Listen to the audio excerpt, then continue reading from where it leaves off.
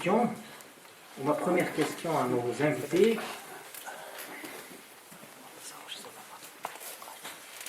Donc, à partir de votre expérience, quel état des lieux faites-vous sur la cohabitation des cultures et des communautés dans votre environnement? Je vais poser la question à Nathalie.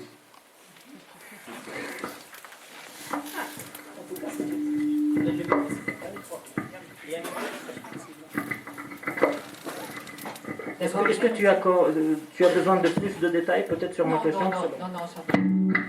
Juste que je place bien ce micro, là, ça va comme ça. D'abord, j'ai un petit peu frémi quand j'ai été présentée comme représentante d'une ONG. Le mot ONG, pour moi, c'est un petit peu froid, un peu officiel. Voilà, nous sommes une association de gens de bonne volonté qui font de leur mieux pour que chacun trouve sa place dans la société dans laquelle nous vivons et qu'on puisse grandir ensemble. Alors, pour répondre à la question sur l'état des lieux, je me disais, quand je vois toutes ces initiatives maintenant, ces efforts qui sont entrepris pour que nous nous apprivoisions dans nos différences, pour faire société, j'aime presque mieux le mot faire société, envers et contre tout, je trouve que ça parle d'un désir d'avenir partagé. Et tout à l'heure, il a été parlé de nos jeunes. Je crois que nous avons tous en commun le souci de l'avenir de nos enfants. Et voilà, quand on parle de désir d'avenir partagé, c'est sur eux que ça se cristallise. Même si parmi ceux qui fréquentent une réunion comme celle-ci, il y a ceux qui y croient plus fort, il y a ceux qui sont sur des positions plus fragiles, il y a des sceptiques, il y a des curieux, il y a même des contradicteurs, il y a des coureurs de fond, et il y a ceux qui s'essoufflent plus vite. Et puis soi-même, on peut être tour à tour, selon les jours, l'un ou l'autre, si on est honnête. Hein. Et je me disais qu'en fait, tous sont bienvenus, même les plus récalcitrants, parce que chacun a quelque chose à contribuer. Et que précisément nos différences, quand elles sont exprimées dans le respect, je trouve qu'elles nourrissent ce qu'on appelle la démocratie, et ce sont des bons remparts contre les totalitarismes de tout style. Alors, à propos d'état des lieux, je me disais, attention aux constats d'ordre général qui peuvent s'avérer décevants ou décourageants, d'autant plus qu'on reste des simples observateurs. Moi, j'ai remarqué que ma vision des choses change dès que je fais mes propres petits pas, si modestes soient-ils. C'est une première chose que je voulais dire. Alors, presque plus que de parler de constat, j'aimerais dire le vivre ensemble. Où en suis-je? Où en suis-je? État des lieux dans ma propre vie, avec mes expériences heureuses, moins heureuses, mes préjugés, mes peurs, mes haines. Qu'est-ce que j'en fais? J'ai lu un article récemment intéressant sur le vivre ensemble, écrit par un psychologue, en fait un psychiatre, qui disait « Attention au vivre ensemblisme ». Parce que le mot devient donc un petit peu galvaudé, et il ne faut pas qu'on ait d'illusions sur ce qui est possible et sur ce qui ne l'est pas. Et d'après lui, même nos conflits sont importants. Donc c'est pas parce qu'on a des conflits qu'on n'est pas dans le vivre ensemble, tout dépend de la façon de ce qu'on en fait ensemble. Parce qu'il disait, vivre ensemble, ça dépasse la question des cultures. Bien au-delà de ça, il s'agit de personnes, d'individus qui ont leurs passions propres, leurs idéologies, leurs dysfonctionnements, leurs névroses. Et nous n'en sommes... personne n'en est exempt. Et je pensais à nos vies de famille, qui sont finalement les premiers espaces de vivre ensemble. Et c'est là pour nous rappeler qu'on peut constituer une famille, même si ça ne coule pas de source. Je voulais juste, à cet égard, me référer aux enfants, parce que je fais partie aussi d'un programme qui s'appelle Éducation à la paix, éducation au vivre ensemble, au dialogue et éveil à la citoyenneté. Et nous avions demandé aux enfants, aux jeunes, donc des gens qui avaient entre 11 et 13 ans, on n'est plus des enfants à cet âge-là, de dessiner le monde idéal pour eux. Et sur plusieurs dessins, il y avait des magnifiques des forêts, des lacs, très beaux paysages. Il n'y avait personne. Et puis sur un autre dessin, on voyait par exemple deux jeunes martiens qui jouaient aux cartes dans l'obscurité de leur planète. Alors quand on demandait à l'auteur du dessin, il disait bon oui, au moins on est tranquille, on va sur notre planète, on n'a pas de problème pour vivre avec les autres. Alors c'est là qu'on se rend compte que les enfants, dès leur jeune âge, voilà, ils ont besoin d'être éveillés à une autre idée de ce que c'est que la paix. La paix est un combat, et puis ça n'est pas quand il n'y a pas d'adultes. Même il parlait de planète sans parents, aussi certains. Ben voilà, donc le travail commence à ce niveau-là. Donc voilà, c'est un premier petit état des lieux. Par la suite, je serai peut-être amené à parler plus de nos espaces de dialogue. Ce sera plutôt que d'enchaîner maintenant. Je poserai la même question à Fikri Jmeïr, président de l'association, avec Vivre ensemble nos cultures icônières, l'état des lieux donc, en tant que président d'une association musulmane aujourd'hui. Merci. Bonjour. Salam alaikum. Je remercie d'abord l'association des musulmans qui sont là, Madame le maire pour sa présence et son soutien à cette initiative. Moi, je parlerai de l'association avec l'association Vivre ensemble culture icônière. Donc c'est un témoignage d'évolution de cette association depuis 5 ans, donc qui a été créée en février 2007. Je commencerai mon propos par peut-être une définition simple du vivre ensemble. Ça me permettrait de clarifier mes propos. Pour moi, vivre ensemble, c'est vivre en paix avec soi-même afin de vivre en paix avec les autres. La règle elle est simple. On ne peut pas donner ce que nous n'avons pas. Et puis, on ne peut pas donc, dans ce contexte, dégager la paix autour de nous si nous, on la vit pas à l'intérieur de nous. Pour le contexte de Cognères, donc il y a 5 ans, les citoyens musulmans de la Cognères n'étaient pas vraiment en paix avec eux-mêmes parce qu'ils étaient frustrés de ne pas pouvoir pratiquer leur foi et leur culte à proximité et avec dignité. Donc ils ont peur également pour leurs enfants et leur éducation pour les mêmes raisons. Donc par conséquent, dès la création de l'association, on s'est fixé comme principe et comme objectif de relever donc d'abord ce défi, aider les citoyens musulmans à vivre en paix avec eux-mêmes d'abord et avec leurs convictions. Et pour ce faire, il était indispensable d'abord de se prendre en charge et de trouver un lieu de culte sans attendre l'aide des autorités, bien qu'on souhaitait à l'époque les associer à ce projet.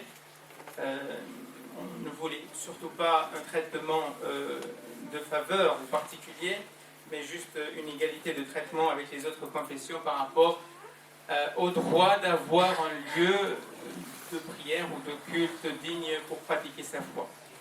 Donc une fois ce lieu trouvé, il fallait entre musulmans apprendre à vivre ensemble et à gérer leur diversité intérieure. Et pour cela, nous avons tenu depuis le début à ce que les projets de l'association soient portés par l'ensemble ou la grande majorité des musulmans à Cognères dans leurs différences et de refléter justement cette diversité dans la direction et la gestion de l'association jusqu'aujourd'hui.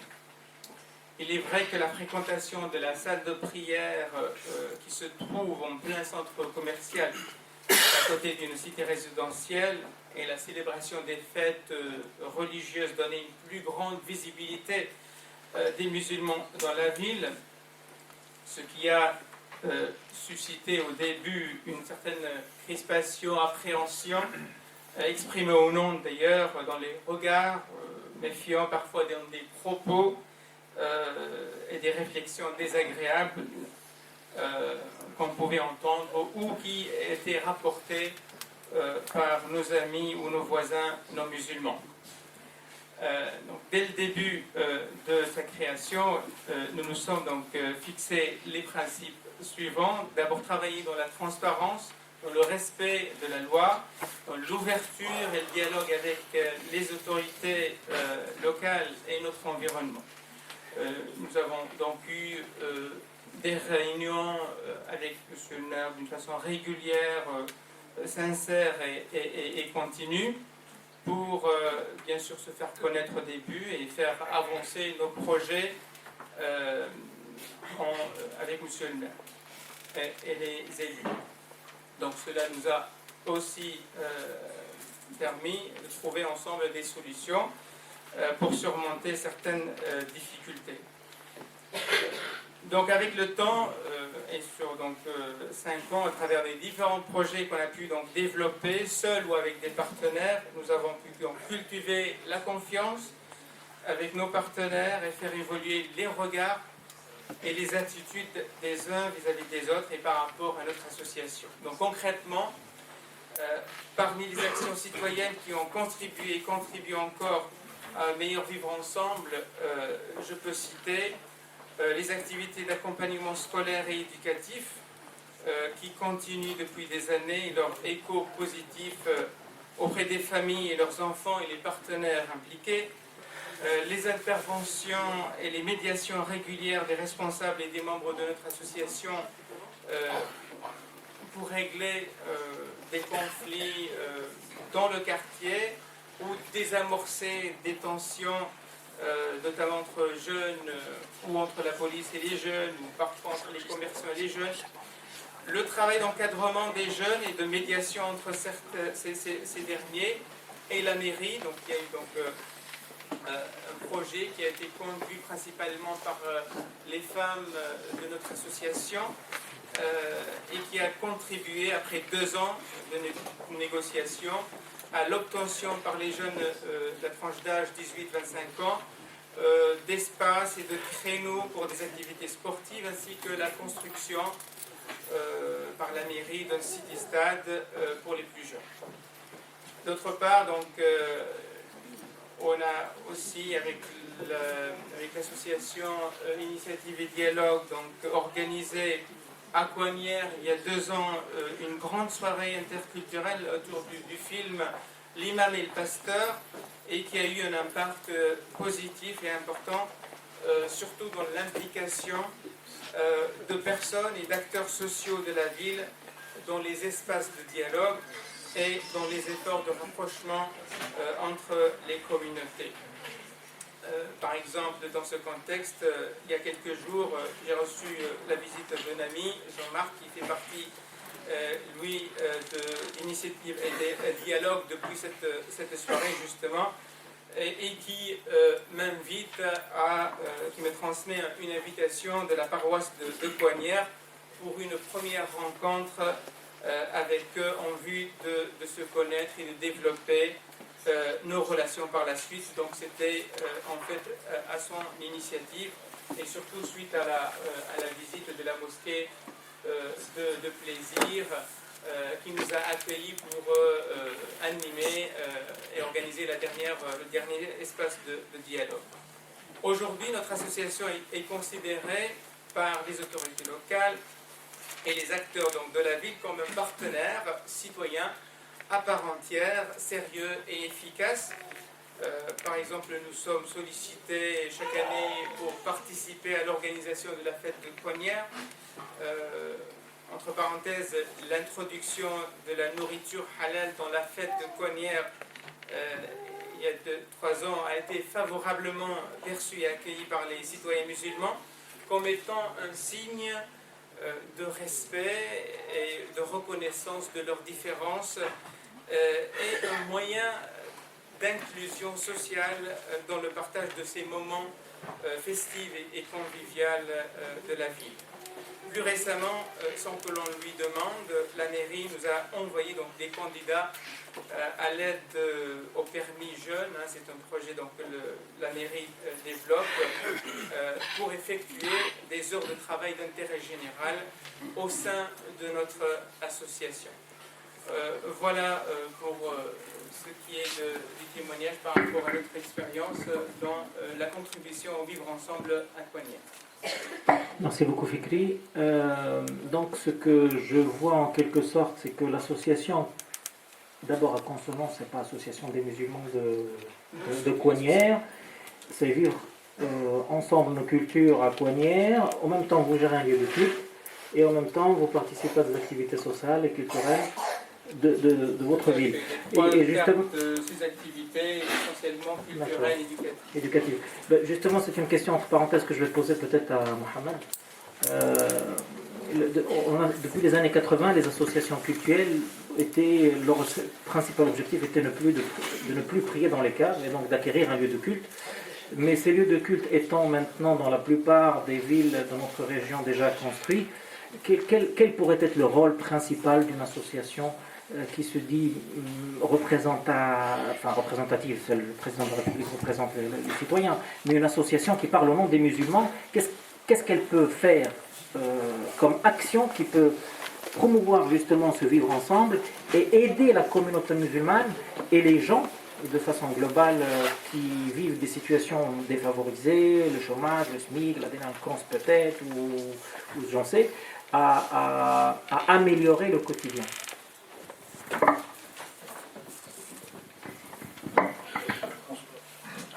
Mon cher ami Abdelkader, je t'ai dit de me faire intervenir en dernier. Là, tu me mets un lapin, c'est dur, c'est difficile. Bref, je vais essayer de répondre à ta question, mais je vais y répondre que partiellement et j'espère que dans le cadre du dialogue, de l'échange que l'on aura avec la salle, on pourra apporter des approfondissements nécessaires. Étant donné que nous sommes plusieurs personnes à parler, je voudrais que ce soit assez court et que cet échange arrive assez relativement rapidement. Alors, j'allais dire, la question à laquelle tu poses est une question de visibilité. Alors, justement, le dialogue n'est pas que parole. Le dialogue, c'est aussi une parole, bien sûr, certes, un regard, et aussi une condition de partage. Si vous regardez la campagne électorale qu'il y a eu entre Kennedy et Reagan, Kennedy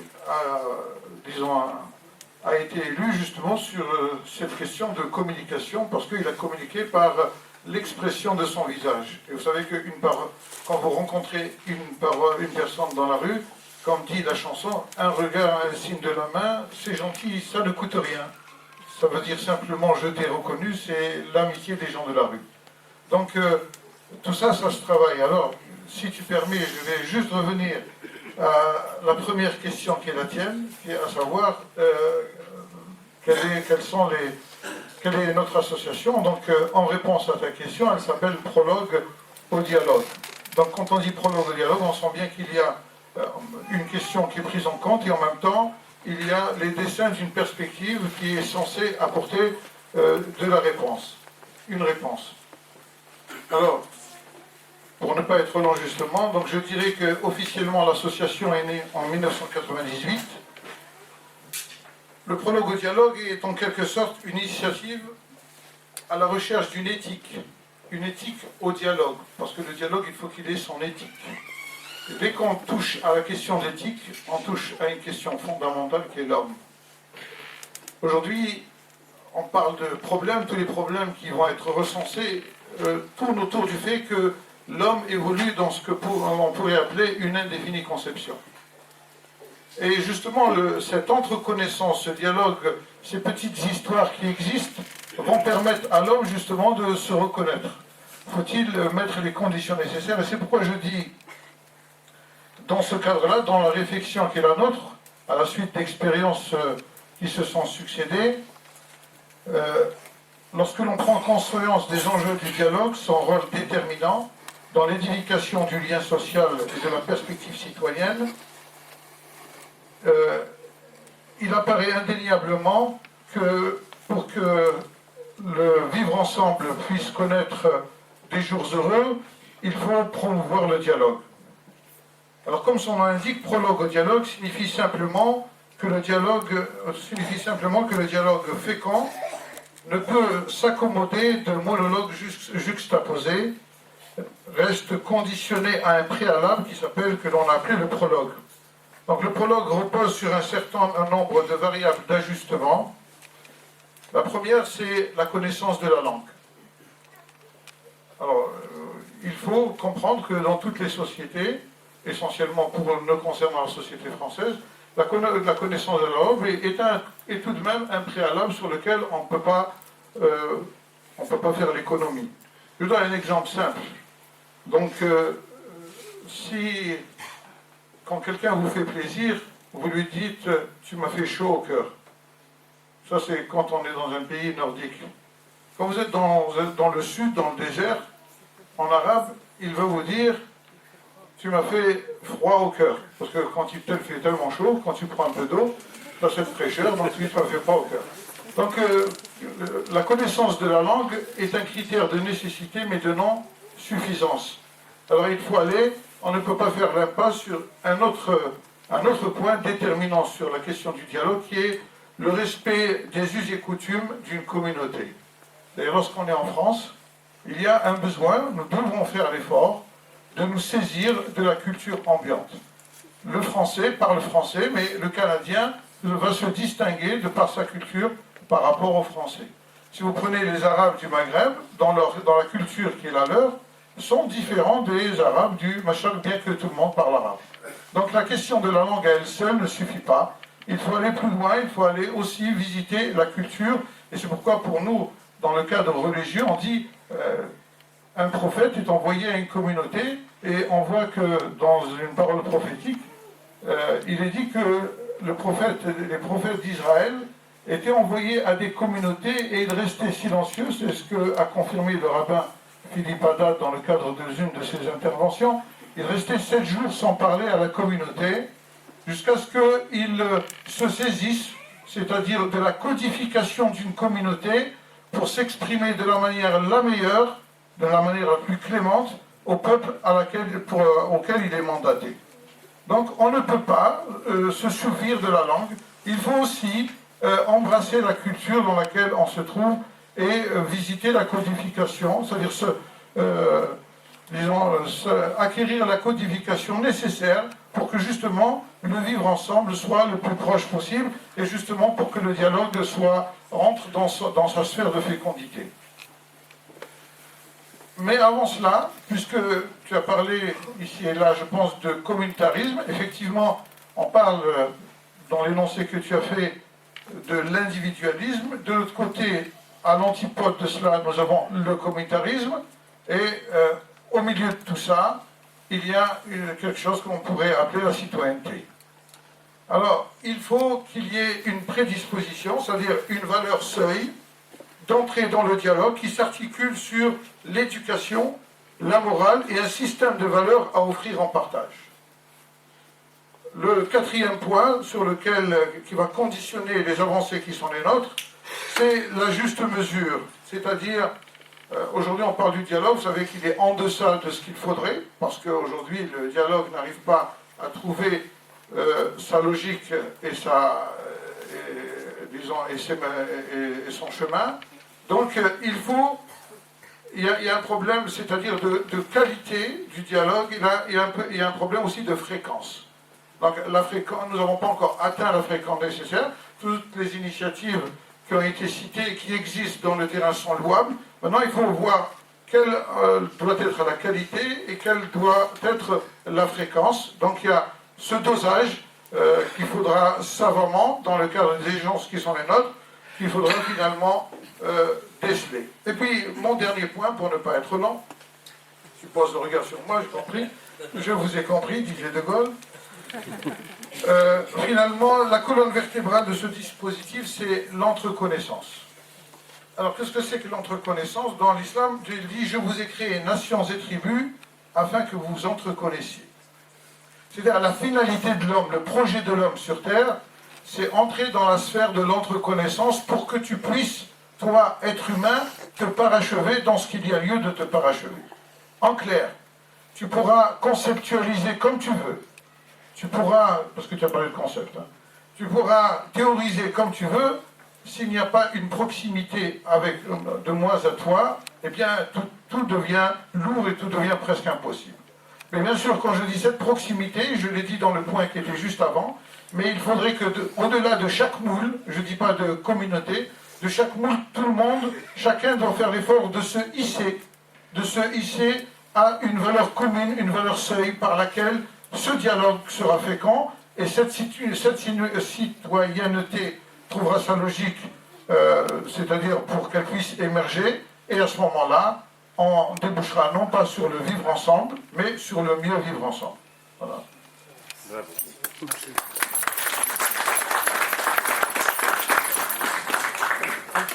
Je fais la transition par rapport donc, à ce verset coranique que tu as cité, donc qui s'adresse à l'humanité entière, où vous, hommes et femmes, nous avons créé, aux gens, hein, nous vous avons créé d'hommes et de femmes, et vous avons répartis en peuples et en tribus, afin que vous vous connaissiez. Les meilleurs d'entre vous sont les plus vertueux d'entre vous. Et justement, je pose la question à l'imam de Plaisir et puis à Marie-Christine par la suite. Est-ce que les croyances peuvent-elles être un obstacle au vivre ensemble, justement? Parce que socialement, on assiste quand même de plus en plus à un repli des communautés, chacun dans son côté. Alors, expliquons un peu nous, pour enlever peut-être les mauvaises choses. Est-ce que c'est l'islam ou c'est le christianisme qui nous empêche de vivre ensemble? Est-ce que c'est nos croyances ou plutôt est-ce que c'est la personne qui est croyante qui ne va pas vers les autres? Que disent les religions?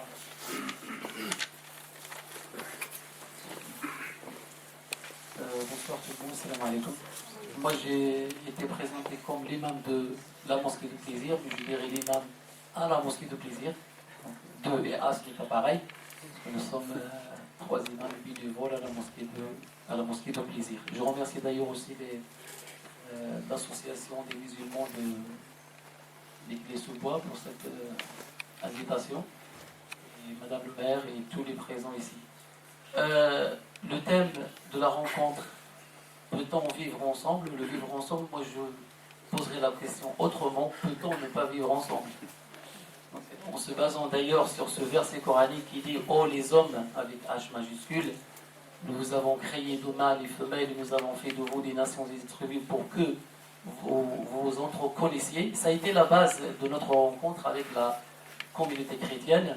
C'était pour mettre en valeur cette fraternité adamique qui nous lie et qui nous dit que voilà, vous ne pouvez pas vivre tout seul. Un musulman ne peut pas vivre seul. Au contraire, il est dans cette vie, il a un objectif d'être à la fin. Le but, c'est d'être un bon citoyen. Et d'ailleurs, on va détailler selon le temps qui m'est réservé.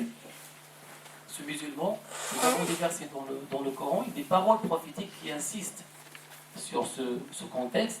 Et le Coran qui nous dit que Dieu ne change pas l'état d'un peuple jusqu'à ce que les constituants de ce peuple se changent en eux-mêmes. Ça veut dire que je dois travailler sur moi, ma famille, mes enfants, ma société, pour être quelqu'un d'actif dans cette société. Dans nos différentes rencontres qu'on a fait ensemble avec Frédéric, et le curé de la paroisse de Plaisir, avec Marie-Christine et d'autres personnes de la mosquée, en faisant nos rencontres, à chaque fois qu'on prépare une rencontre, nous faisons des réunions régulières, et on se rend compte que dans chaque thème, jusqu'à maintenant nous avons fait 4 thèmes, 4 rencontres sur la ville de Plaisir, et la 5e est programmée pour le 25 mai. Quand on prépare ces rencontres, à chaque fois qu'on commence à citer des textes, que ce soit du Coran, de la Bible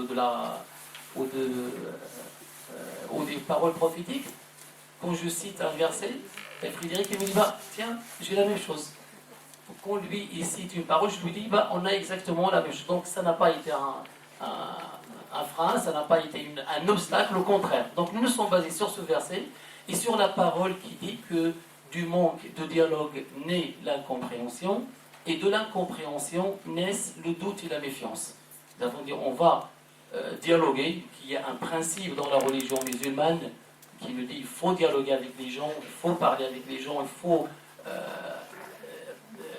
essayer de rompre ces problèmes d'obstacles qu'il y a entre nous, mais nous pouvons vivre ensemble sans aucun problème, nous pouvons être musulmans et vivre tout en respectant les valeurs de l'islam et les valeurs de la laïcité. Je vais en revenir à la fin.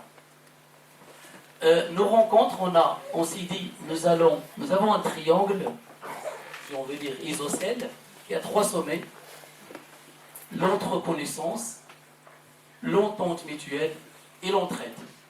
Nous sommes partis de l'entre-connaissance avec des rencontres entre nous, des visites à la mosquée, puis à l'église. On a essayé de se reconnaître entre nous, de faire une entre-connaissance, et après on s'est dit, donc maintenant c'est très bien, on va passer au deuxième stade qui est l'entente. On s'entend entre nous, on se respecte entre nous, on dialogue entre nous, selon la base, selon le principe, j'estime que j'ai raison mais je peux avoir tort, et que vous avez tort mais vous pouvez avoir raison. On est parti de ce point-là. Et le troisième point, c'est l'entraide. Maintenant, il faut que nos rencontres qui se sont multipliées, il faut que nos rencontres théoriques passent à la pratique. Notre première rencontre, il y a 2 ans, 3 ans, merci Marie-Christine, 3 ans, c'était sur les fêtes dans les 2 religions. On a dit on va commencer par les fêtes.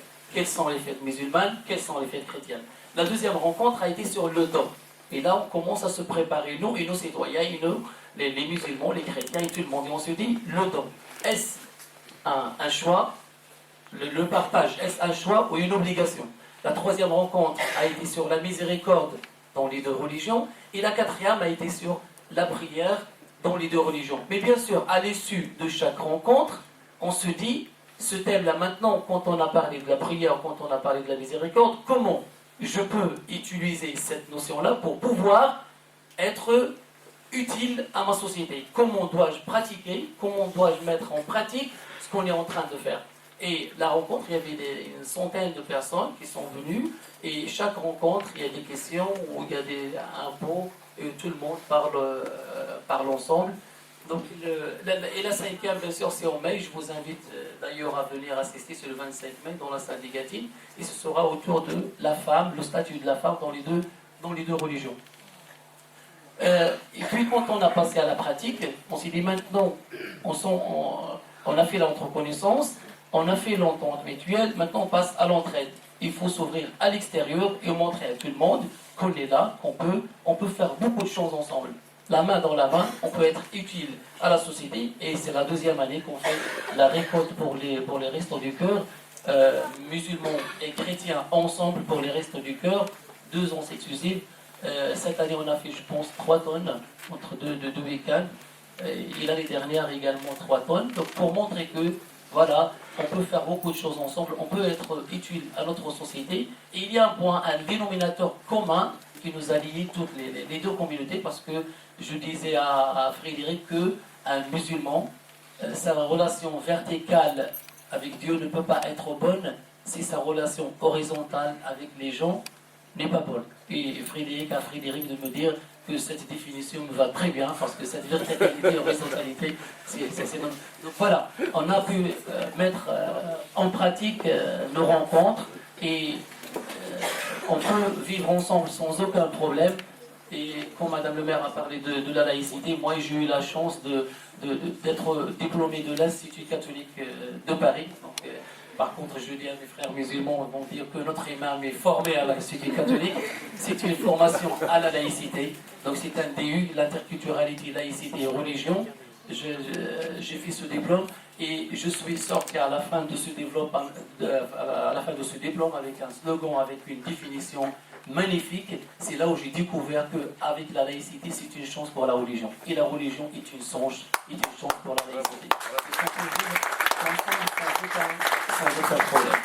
Du moment que les valeurs de la laïcité sont respectées et les valeurs de l'islam sont respectées, il y a une forte compatibilité. Au contraire, la laïcité va me permettre de vivre comme étant un Français à part entière, et non pas un Français entièrement à part.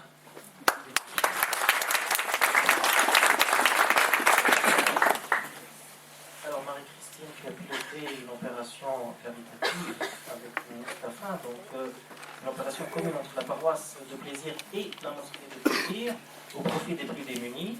Est-ce que tu peux un peu nous dire ton expérience et comment ça s'est passé?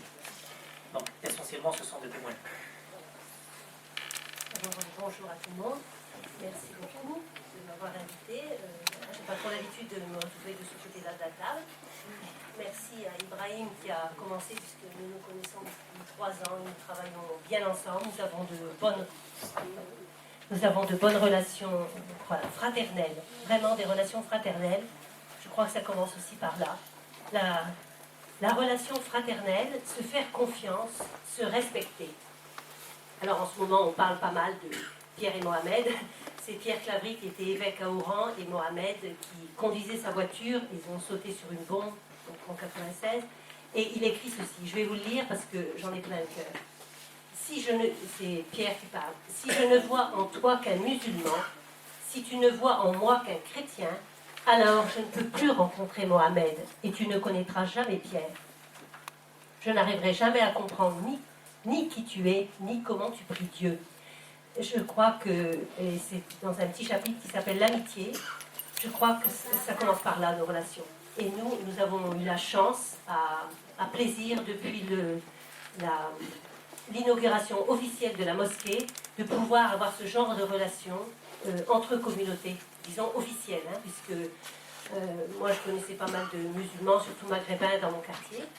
Voilà, il y en a qui sont présents ici dans la salle. Et que nos relations, justement, ne deviennent plus des relations amicales individuelles. Et là, on est passé à un autre stade qui nous a ouverts.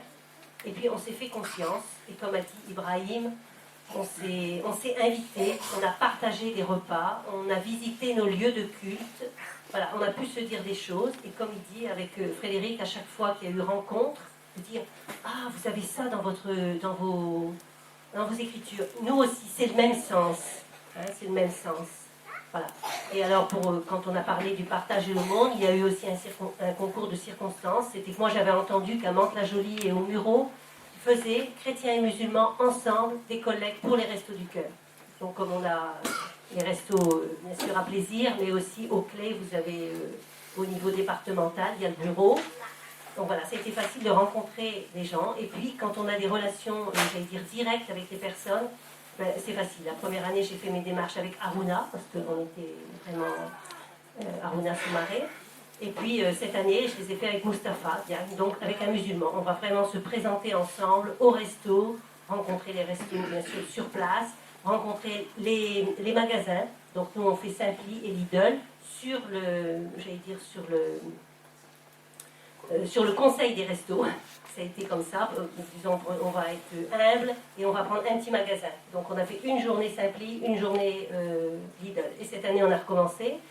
Et c'était les mêmes responsables de magasins qui sont très heureux de nous voir. Et puis les gens, à chaque fois qu'on se présente, la consigne est bien de dire chrétiens et musulmans, ou musulmans et chrétiens, pour les restos. C'est les 3 mots que nous disons. Et les gens sont contents. Sont contents de voir un autre discours de ce qu'ils entendent à la télévision, à la radio, dans les médias. Et je pense que tout le monde retrouve sa dignité de savoir qu'ensemble, nous sommes des croyants, et vraiment des croyants. S'il n'y en a pas un qui se croit supérieur à l'autre, hein, eh ben, ça marche. Ça marche, parce qu'on est là, et justement, non seulement il y a de l'amitié, mais il y a aussi de la connaissance de l'autre. Et comme l'a dit Ibrahim, à chaque fois qu'il y a des rencontres, alors donc il y a Frédéric avec Nathalie qui présente le côté chrétien et Ibrahim le côté musulman, on se distribue des feuilles. Donc on reçoit des feuilles du livre de l'autre. C'est pas rien pour un chrétien de recevoir des sourates du Coran. C'est pas rien pour un musulman de recevoir des versets de l'Évangile. Hein? Et tout ça dans le respect, dans la compréhension. Alors, à chaque fois, moi j'ai des gens qui me disent, aussi bien les chrétiens et les musulmans, j'en ai appris sur ma religion, j'en ai appris sur la religion de l'autre. Et je crois que c'est ça. Si on a cette ouverture de dire, je ne sais pas tout, je n'ai pas la vérité, mais je la cherche, et puis vous en avez une partie, et puis votre partie, ben, elle m'aide à trouver aussi une partie de la mienne. Enfin, voilà, moi je n'irai pas plus loin, et puis de dire que c'est vraiment ensemble que nous faisons des choses. Et puis les gens en revenant, puisque les restos du cœur, il y en a qui sont présents ici dans la salle, que je connais de plaisir ou même de Villepreux, qui sont pour la laïcité, hein, et ils tiennent à être aconfessionnels, et ça nous arrange bien, puisque c'est pour ça qu'on les a choisis. Et en même temps, eux, l'année dernière déjà, et puis cette année, ils nous aident énormément, parce qu'ils nous demandent d'abord de les aider à leur collecte nationale, donc on y va. Là, on a commencé, hier et ce matin, j'ai commencé à l'église à faire des appels pour la collecte nationale des 9 et 10 mars, et puis les musulmans vont faire pareil à la mosquée. Et puis, ils nous reçoivent pour un petit pot d'amitié, où tout le monde se retrouve encore. Et voilà, on crée des lieux tout simples dans la vie, j'allais dire, de tous les jours. Hein. Ce n'est pas des choses artificielles. Parce qu'après, dans la ville de plaisir, on va se retrouver dans la galerie marchande, ou dans nos lieux, à l'école, dans le quartier, à la fête, au festival. Ah ben oui, c'est toi, ah ben oui. Bon, et on sait qui on est, et puis, voilà, ben, je te présente mon mari, mes enfants, voilà. Des petites choses toutes simples. Hein. Mais c'est ça qui fait la vie. Et qui tisse les liens entre nous. Et du coup, les barrières tombent. Hein. C'est pas celui qui va, n'est-ce pas, vous êtes au courant, mettre une bombe derrière moi. Parce que les gens, ils souffrent d'être vus comme des... Voilà, et ça, je le ressens très fort. Et je peux le dire parce que je souffre avec eux et ils le savent.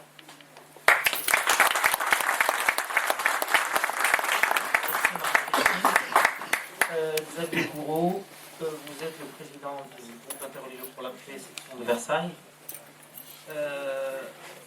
Vous avez multiplié depuis plusieurs années des initiatives de rencontres de différentes cultures, juifs, chrétiens, musulmans.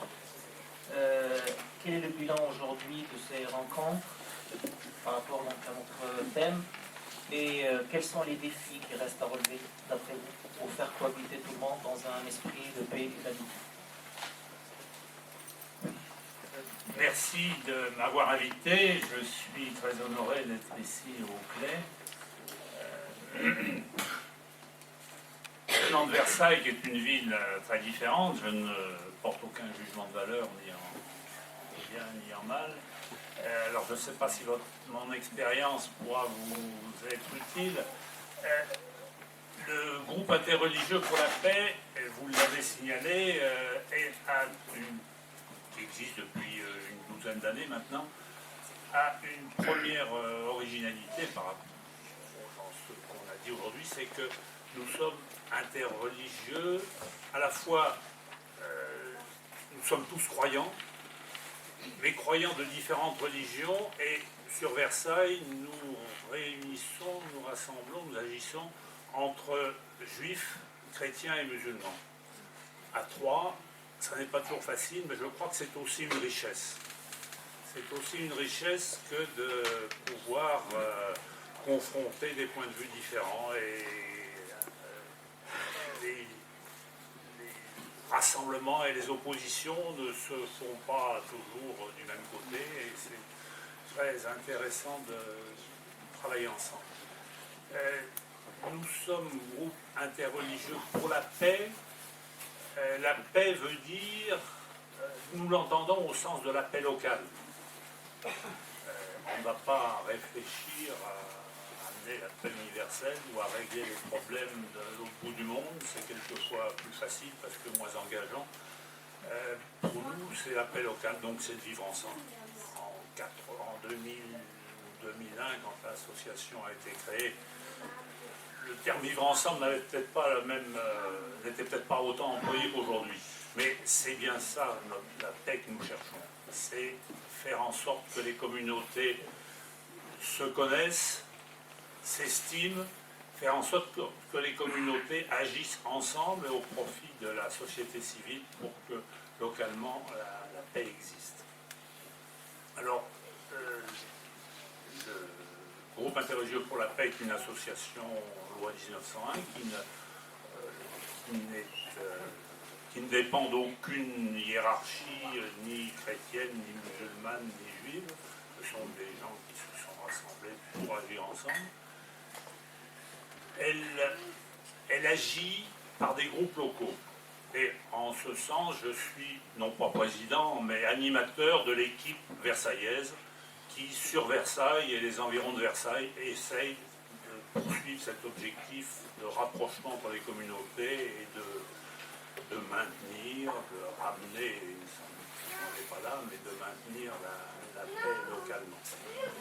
Alors, nous nous avons pris un certain nombre d'initiatives.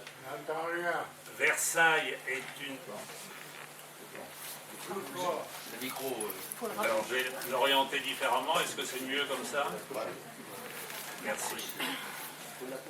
Versailles est une ville qui a pas mal de richesses, donc prend pas mal d'initiatives. Nous ne voulions pas. Il y avait des initiatives déjà dans le domaine des rapports entre les communautés, entre les religions. Nous n'avons pas voulu absorber toutes ces initiatives. Par contre, nous faisons le maximum d'informations pour que, dans un réseau que nous avons créé et qui s'étoffe au fur et à mesure, nous puissions faire passer des informations qui pourraient rester plus confidentielles.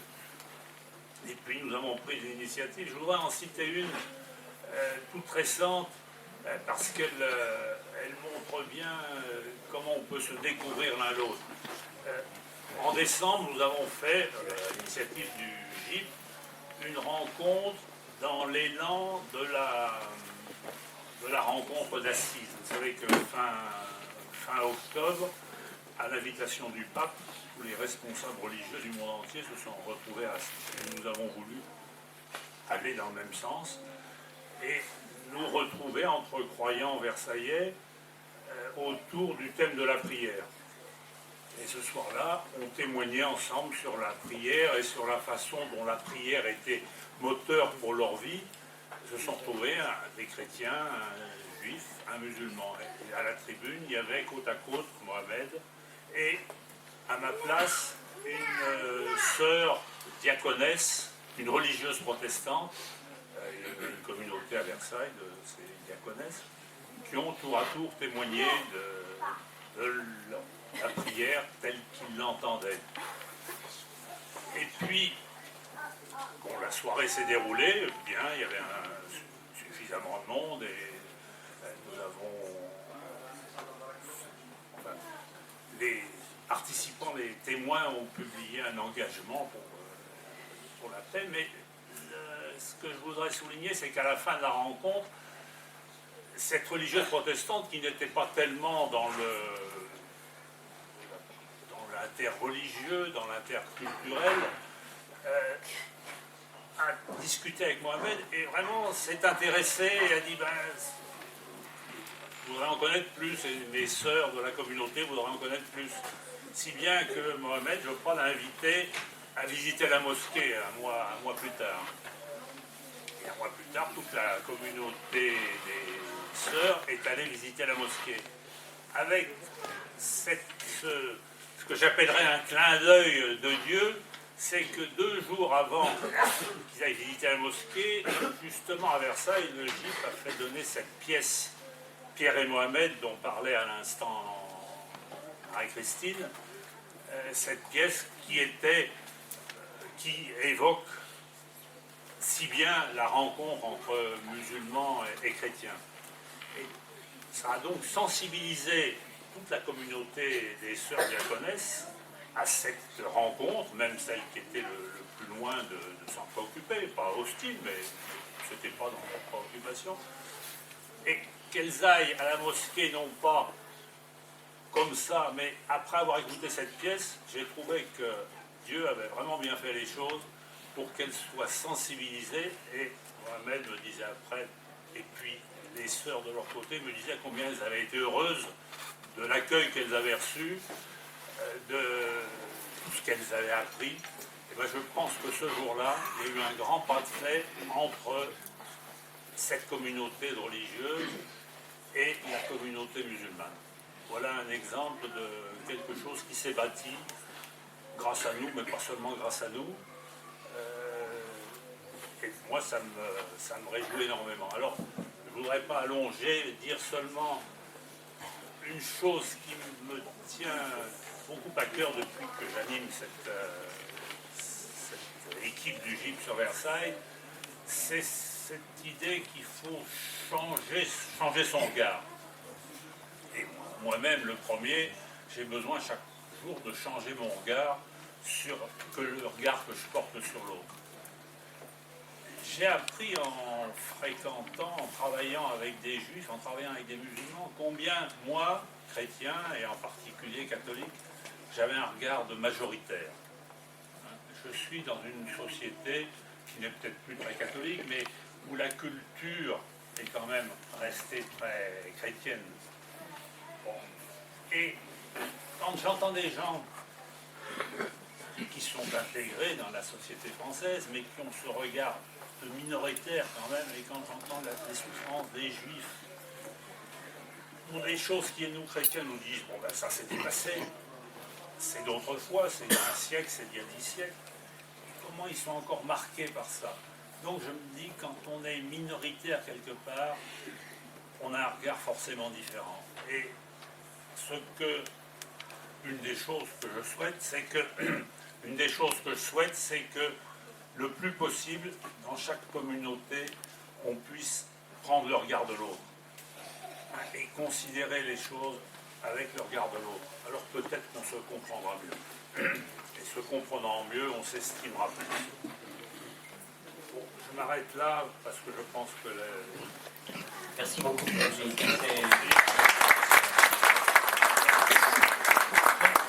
Avant de laisser la parole au public, puisque c'est quand même une rencontre pour débattre, pour discuter, je vais laisser la parole à Mohamed Kharoubi pour un mot sur la paix. Donc, il a souhaité parler sur la paix. Je voulais dire parce qu'en général, nous les musulmans, c'est plus aisé de parler du dialogue islamo-chrétien. Pour des subtilités et des raisons que tout un chacun, ou les initiés ou les parties prenantes peuvent éventuellement et aisément comprendre. Mais aussi, il y a ce dialogue, pas à 3 voix, mais à 2 voix, directement entre musulmans et juifs. Et je voudrais en parler parce que je pense qu'il est important. J'avais dit que lorsque la paix, elle sait se faire présente, lorsque l'entreconnaissance a atteint un certain seuil, j'allais dire, d'accessibilité à cette sphère, j'allais dire, d'entreconnaissance, à ce moment-là, certaines choses qui sont impossibles normalement peuvent se produire. Je donne un exemple simple. Un jour, j'ai été invité, parce qu'il y a eu justement ce préalable, à la synagogue de Versailles pour une intervention sur une conférence qui s'appelait « Les fils d'Adam au-delà des moules ». Et on ne s'est pas fait de cadeau. On est rentré directement dans le vif du sujet, c'est-à-dire la question palestinienne. Je dis bien à la synagogue, des jeunes juifs, etc. Et on a pu, parce qu'il y a un certain nombre de préalables, parler du cœur des choses avec des mots de paix, mais tout en ne déconsidérant pas le problème, c'est-à-dire avec la température qui est celle que vous connaissez. Donc il y a une éducation à entrer dans cette sphère-là, et les jeunes juifs, en sortant, ils disent, mais pourquoi ce dialogue est-il absent du petit écran? Alors là je dis, c'est mystère et boucle de gomme. Alors, je veux dire par là, notre ami tout à l'heure, il a parlé de la paix, et je veux dire, c'est une dimension, on dit la paix, mais pour nous, la paix, le religieux, on dit la paix avec un grand P, c'est Dieu. Et tu as lu quelque chose, tu as lu un propos du philosophe Alain Touraine, c'est ça? Alors il dit, je relis ce qu'il a dit, parce que pour moi, c'est pas du compréhensible. Hein. Il a dit, alors j'ai essayé de rentrer dans le vif de la chose.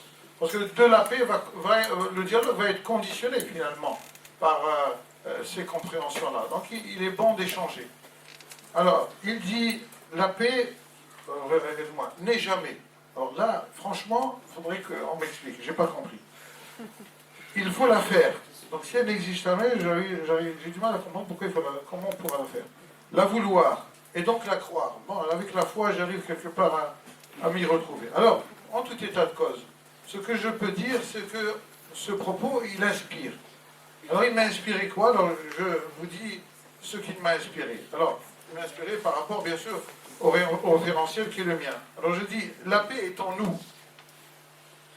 Elle nous habite. Elle est une valeur que nous reconnaissons et chérissons. C'est pourquoi sa défection nous affecte.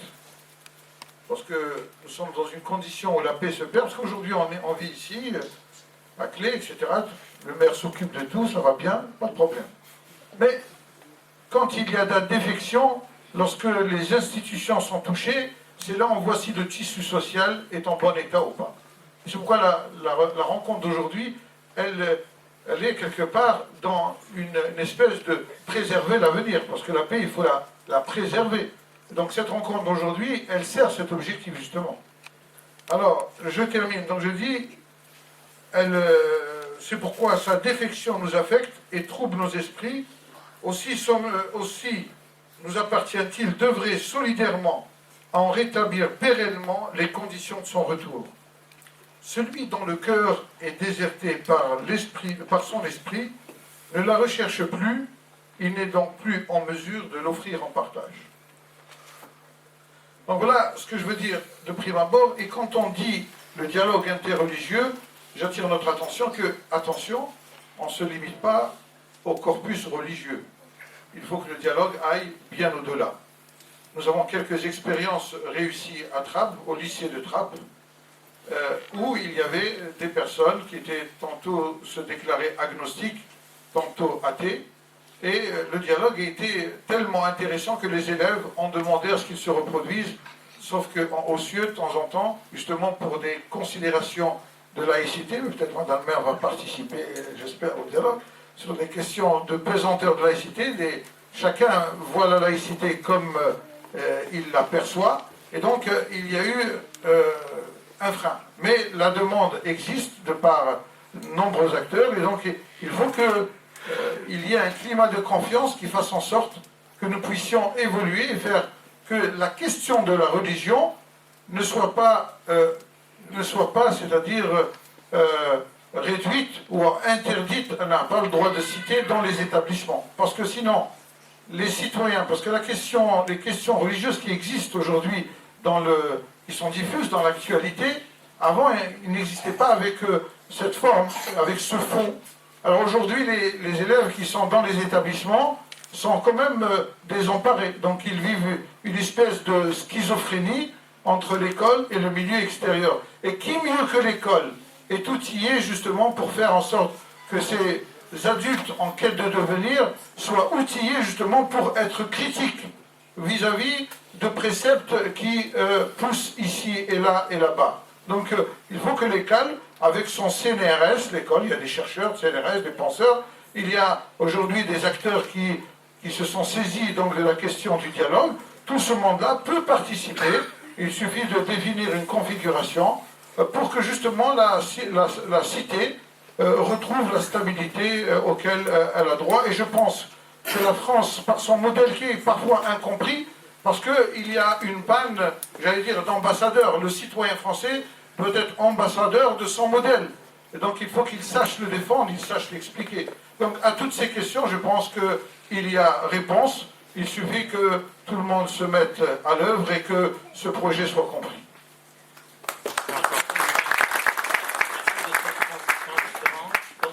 Comme vous avez pu le constater, nos intervenants sont essentiellement dans du monde confessionnel, mais le principe du vivre ensemble est un principe qui ne s'applique pas uniquement entre gens croyants, c'est entre tous les membres d'une société, quelle que soit leur confession ou leur croyance ou leur conviction.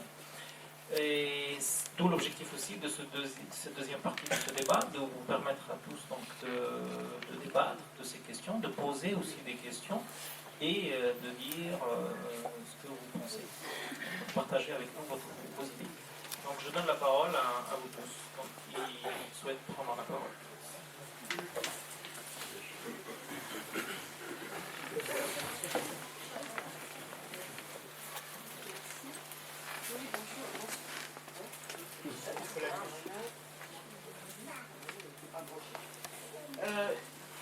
Là, je viens d'entendre deux intervenants qui viennent de parler de la communauté israélite. Ça me fait plaisir parce que j'en avais pas entendu parler, étant de confession israélite. Je ne comprends pas, j'ai du mal à comprendre pourquoi je n'entends parler autour de moi que d'associations chrétiennes musulmanes Et je ne comprends pas pourquoi on n'intègre jamais la confession israélite. D'autre part, je suis un peu perdue parce que j'arrive plus à me situer. On ne parle que de croyants. Or, moi, je suis profondément athée. Pas complètement athée parce que je crois en l'homme. Et quand je rencontre un homme, je ne regarde pas s'il est blanc, noir, rouge ou vert ou petit bleu de Mars. Je cherche la valeur humaine dans la personne humaine. Je ne cherche pas s'il est musulman, s'il est catholique, s'il est juif, s'il est bouddhiste. Je m'en fous complètement. Et ça me gêne un peu d'entendre parler de croyances, d'entendre les rapports à Dieu, ça ne me gêne pas du tout, parce que chacun est libre de penser et de croire ce qu'il veut. Mais j'aimerais qu'on prenne un peu plus en compte les personnes qui, comme moi, n'ont pas de croyances religieuses profondes. Pour avoir étudié les 3 religions principales, le christianisme, la religion musulmane et la religion juive, quand on lit la Bible, la Torah et le Coran, entre nous, on se dispute pour pas grand-chose. Merci.